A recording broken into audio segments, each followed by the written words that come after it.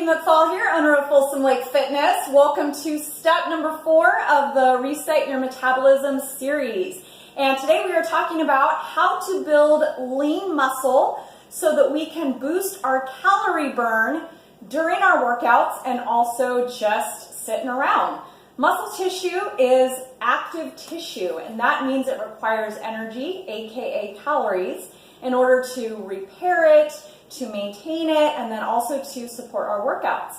Fat, on the other hand, just sits there and jiggles. So that's why if you have more muscle mass, you are able to burn more while you're just sitting around. And that is an easy way to lose weight. Now, if you are over 40, your muscle mass has naturally started to decline. And that's why a lot of women start to see kind of this weight gain start to creep on. And it's not necessarily because they're eating more.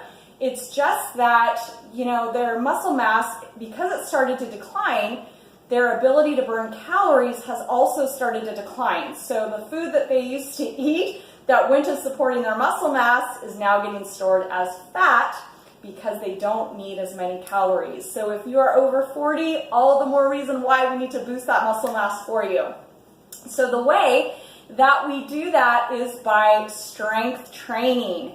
And when I say strength training, I mean challenging your muscles. So ladies, we need to put down those pink dumbbells and start picking up some weights that are going to really challenge your body and change your body. I recommend getting in 3 days of strength training, 45 minutes each. That's it. You don't need to be spending hours in the gym.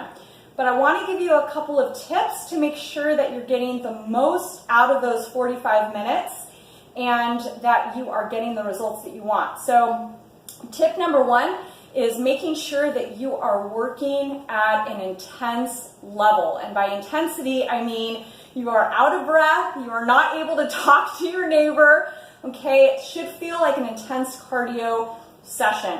If you're not sure really kind of what that intensity looks like, you can also wear a heart rate monitor, and I suggest working at about 75 to 85% of your maximum heart rate. That's a good place to start. And again, you should be feeling pretty out of breath, not able to talk to your neighbor, okay? The second thing is making sure that you're working movements that challenge big muscle groups. So we're thinking about pulling movements, pushing movements, pressing movements, movements like squatting, deadlifting, okay? Things that are going to challenge those big muscle groups are not only going to help you get stronger, but the bigger the muscle group, the bigger the calorie burn.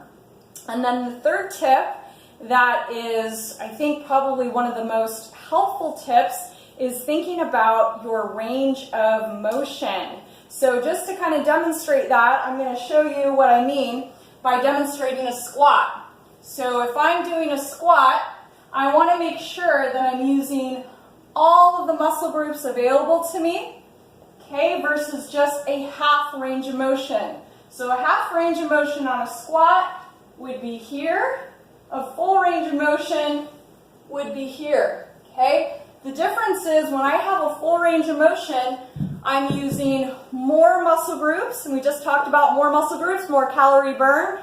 It's more functional, I'm getting more mobility out of it, and my intensity is higher. So this week, make sure to incorporate those tips into your strength training, and I look forward to seeing you in the next video. Thanks for watching.